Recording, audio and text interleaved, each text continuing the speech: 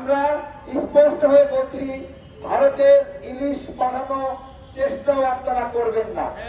ওই ট্রাকগুলো আমরা লুট করব, আটকায় দেব, নাগরিকদের মধ্যে বন্টন করব, আমরা স্পষ্ট করছি। এবং ভারতকে একটা কথা বলছি, তোমরা পানিকে ব্যবহার করো অস্ত্র হিসেবে আমাদের বিরুদ্ধে। পানি হলো জীবন, সেই জীবনটাকে ওরা অস্ত্র হিসেবে ব্যবহার করে। পানি যদি অস্ত্র হিসেবে ব্যবহার করো, তাহলে ইলিশ কেন চাও? ইলিশ কেন চাও? আমরা এই সরকারের কাছে ভারতের এই আগ্রাসনগুলোর বিরুদ্ধে ব্যবস্থা গ্রহণের দৃষ্টান্ত দেখতে চাই।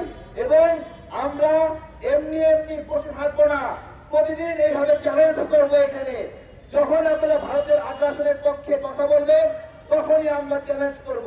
এবং রাজনৈতিক দলগুলো, এখানে বড় বড় দল আছে, বিএনপি নাম বলতে লজ্জা নাই,